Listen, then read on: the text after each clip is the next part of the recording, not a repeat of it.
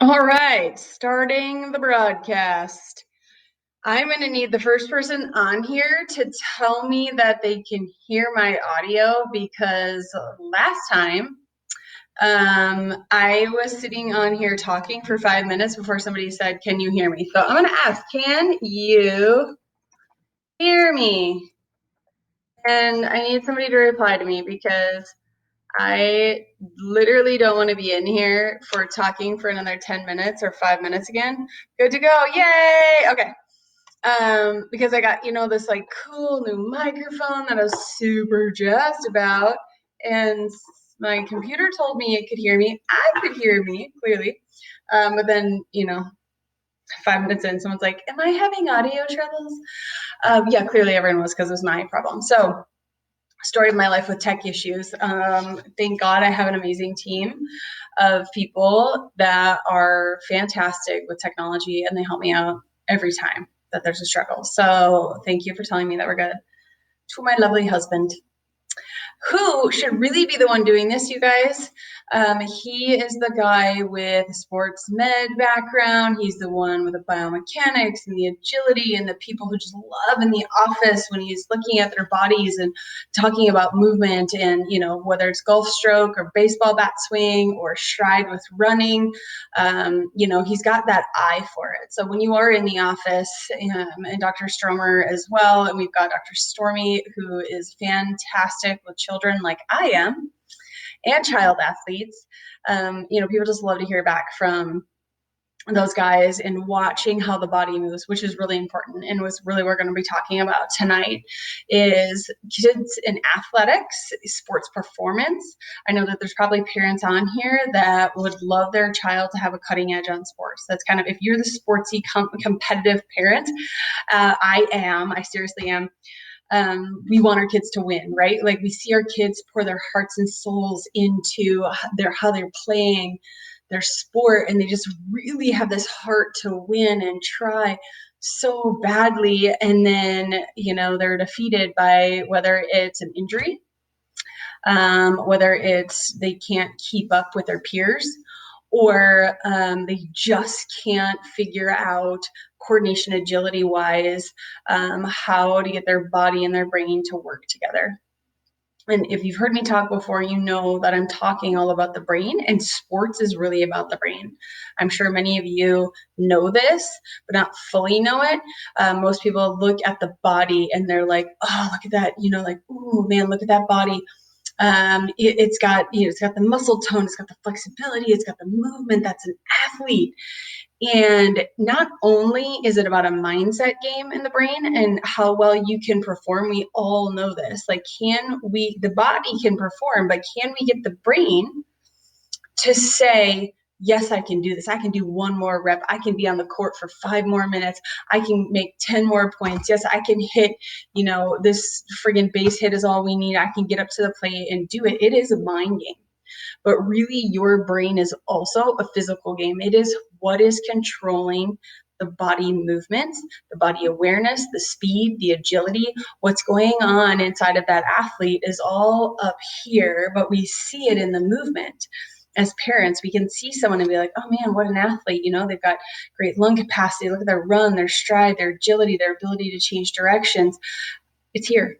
It is literally the neurological connections in the brain. So anybody who knows and has been in my office before, we're looking at how a body moves because we know that's how the brain is connected. That's how well the brain's getting feedback, whether it's fast, whether it's slow, whether it's clumsy, whether it's in pain, whether it is someone that's having some random, side effects of any sort of what we call side effects of stress. Other people might call it disease or some sort of diagnosis. We're looking at the brain. And we know the brain's largely tied to movement. Of course, it's tied to organs and glands because it's a master control center inside of the brain. But most parents are in the office who have a little bit of a secret behind what chiropractic care can do for their child and their athlete. They know that every single major sports team has a chiropractor. They of course have all sorts of other therapies and services as well. And we look and say, okay, wow, what is this chiropractic care able to do for a child? And I'm not even kidding you. my mind has been blown by what a body can do in just under one adjustment, what a body can do. Not only can it speed up agility time, reaction time, precision on where your limbs are, strength and how well those muscles can flex, and your body's ability to rest and recover. Because our biggest thing that we'll get with parents of athletes is their kids tired, their kids lethargic. They don't even want to get up out of bed to practice their sport. They're bored with their sport. They're literally bogged down and it's not exciting anymore. And here's the thing, we can blame often the parents for overworking and overscheduling. Yes, that is totally a thing. A child who is in more than one sport and more than one time, plus they're academically rigorous and they've got to, clean their room and babysit and do their homework and every other thing that might fall underneath their window of responsibility, that can get super overwhelming. The biggest thing is the brain and the body not being able to keep up with the demands of the child. And really what that turns out to be is a lack of the body's ability to heal, the lack of the body's ability to actually retain the information that they've learned. And I'm talking academics or sports, either and both. Retain the information that the body has learned from what the organs and glands need. When the body can't heal, the body can't grow and it can't move forward. So we might see athletes that are just, they hit up to a plateau of this is as fast as they can run. This is as far as they can run. This is as fast as they got a 40 time. They've got an agility. They can, hit a layup, move past somebody on defense, on offense. They're like, this is their box, this is their window, and we've hit this plateau and this ceiling so many times, we can't get past it, or this child can't learn something new as far as that sport is concerned. And the parents are often looking at like, oh, we got to get a coach, right? We got to keep practicing. We got to do it over and over and over again, which yes, neural habituation comes from practice, comes from making those neural pathways. But if those neural pathways aren't accurate, and if those neural pathways can't actually be formed and restored, is when we really start to run into trouble in the healing and repairing side of it. And that's where kids will start to lack and be tired. The bodies can't keep up, their muscles can't keep up, their digestive tracts can't keep up, their immune systems can't keep up, and their hormones can't keep up. We know if I'm talking to a parent of a teen athlete or a prepubescent athlete or someone that's just hitting into puberty, someone that's going through puberty, boys it's still hitting puberty into college. So even my sister, who is a female, she grew, I don't even remember how many inches she passed me up in college. She left high school shorter than me and came out of college taller than me. And I was like, how does that even happen with a 22-year-old female? You're leaving college taller than me. So people are still growing. And the big part about the healing is where we really need to hit home with a lot of families. And even though I'm going to talk about this as well, nutrition is super important. Hydration is ultra important. Eating and feeding your cells well is really, really important. What you put inside of your body is fuel. And that needs to be high quality fuel. Like we cannot slack off and feed our athletes McDonald's. We can't slack off and feed our athletes tap water. I'm not even kidding. Like it is so toxic. We just can't expect them to have peak performance and feed their bodies junk. Yes, they're going to need some high dense nutrients to replenish all of the repair that it's going to need. Everything that they used and expended during the day, they need to replenish that with high quality supplementations. We're not going to go into all of those things. If you have questions, you can pop them in the chat. My husband might be able to answer some really specific questions of like, what kind of water do you drink? What kind of supplementation are you talking about? What kind of foods do you eat if you don't eat fast food and McDonald's, right? Pizza and burgers and French fries. What's going on? And we all know the right things to eat. Sometimes we don't necessarily understand the ratios and the macronutrients and the micronutrients that are needed, but that is going to be highly important for an athlete, especially if you want a high performing athlete. But I would rather have a high performing athlete that's fed their bodies magnificently and sleeps fantastic at night and gets the adequate sleep than one who over practices and overworks and has a coach and doesn't stop. I love that determination, but it's just going to be wasted energy. We're going to expend energy that can't be made up because we're eating like crap. We're not sleeping.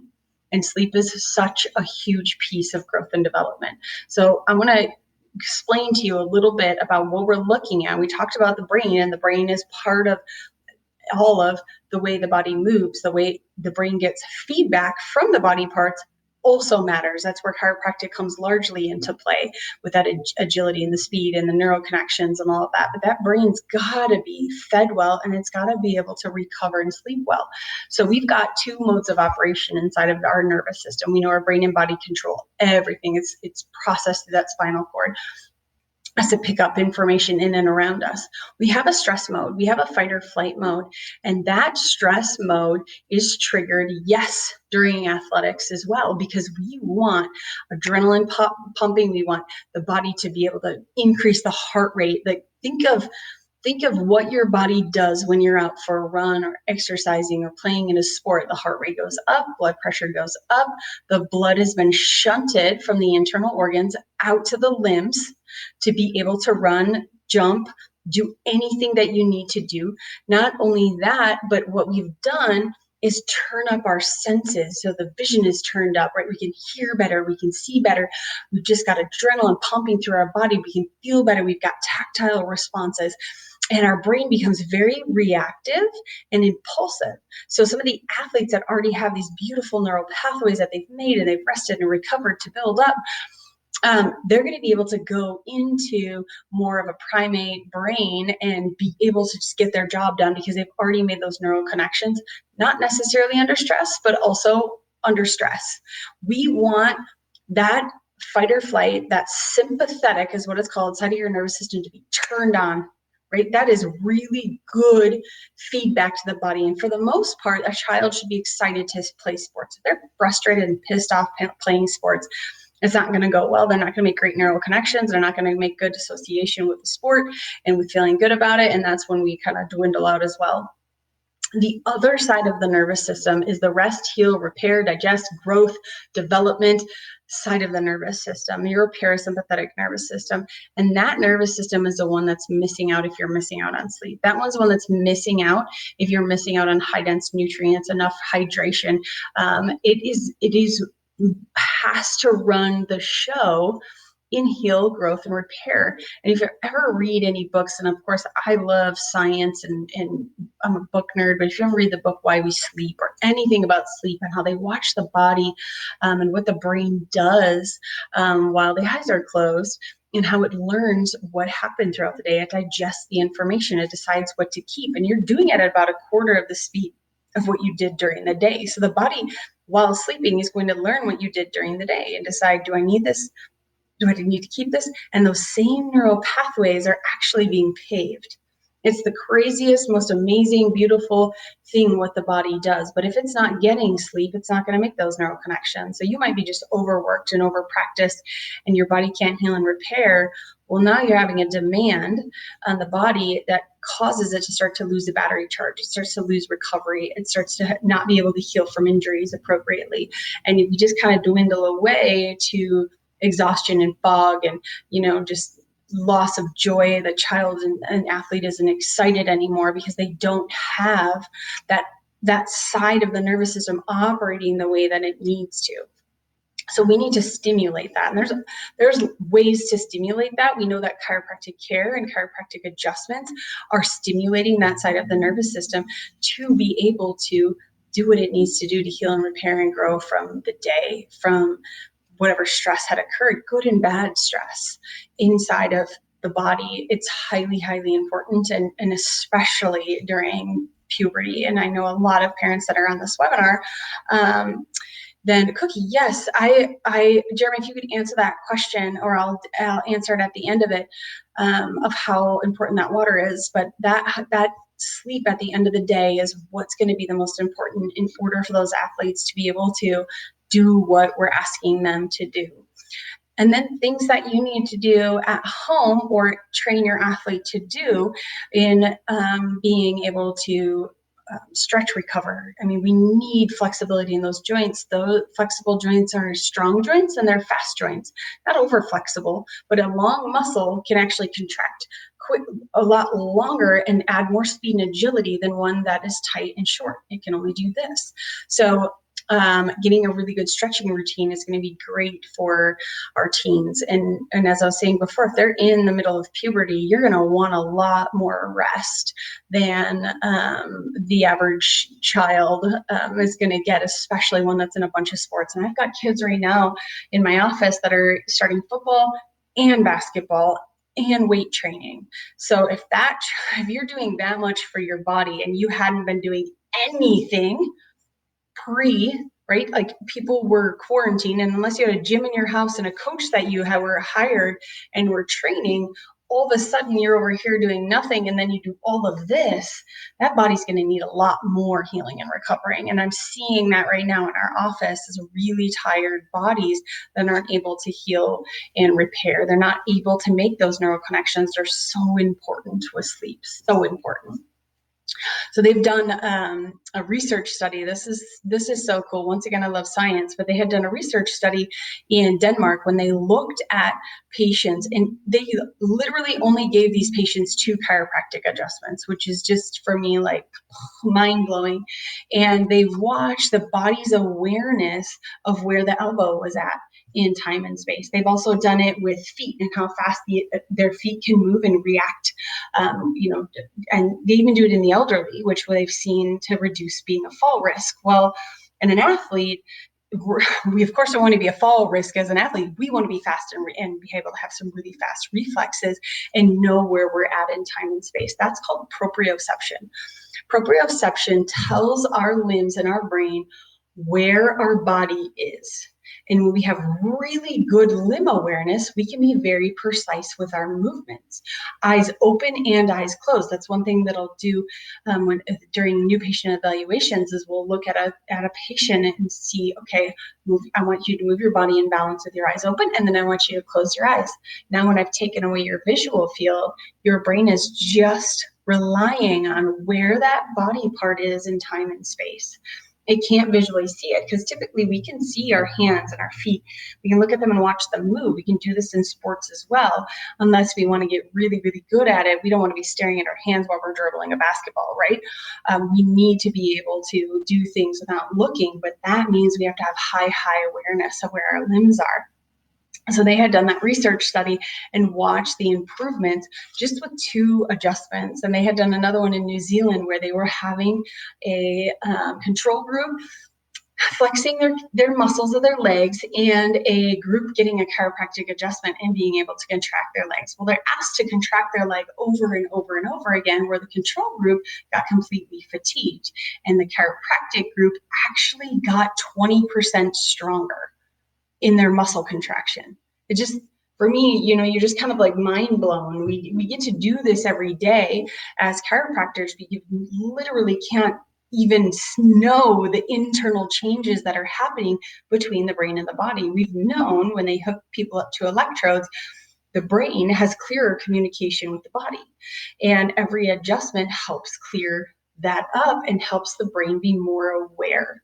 Awareness is huge with athletes. It's huge with adults, and if I've got a patient coming in who's an adult and they might just be walking through the doors with some GI complaints and low back pain. Well, we know that the GI complaints and the low back pain, those are the same nerves, but we say, well, wonder why your body's not healing? What's interfering with your body from healing? Because you should be able to heal from back pain or GI upset.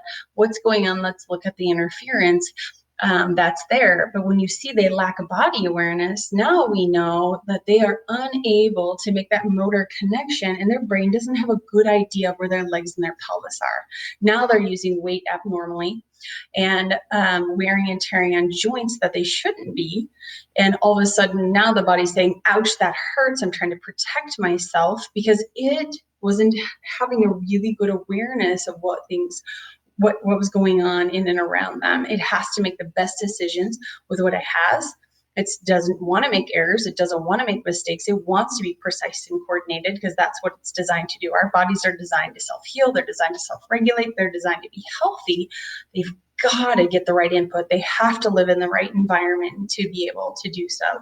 So I have a really great story about a couple great stories about my own kids and own athletes in here who have come into our office, who've been under chiropractic care, improved their 40 time, improved body awareness, improved their 3-point precision. I mean, it's just fantastic. And when I see children start to do this, I'm so excited for them because I want a child who's working really hard to see the results and to have the fair, like a fair playing ground for them to get the results. If they're willing to work hard, it's not necessarily their fault that their brain and body aren't talking the right way. And they're looking for input in other ways, and they can't make those precise, body movements that are there. But I had Hunter, my oldest, had jumped up for a rebound. And as he did it, his ankle gave out, which, probably not great body awareness, and this is going to happen. Chronic ankle sprainers don't have good body awareness of where their ankles are at. Well, instead of spraining the ankle, he actually twisted and broke his foot.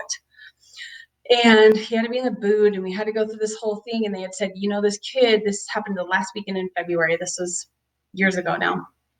I couldn't even tell you the year anymore. They had said, he is not going to be cleared for agility until August.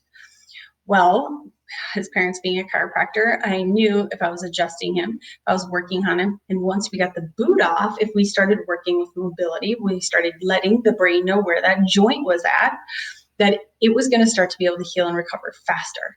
Then as soon as it was totally healed, we were able to adjust that joint and give feedback to the brain. That kid ran a 4x1 relay and then broke his school record that May. So, and of course, everyone's like, whoa, how did this happen? What's going on? He shouldn't have been able to do that.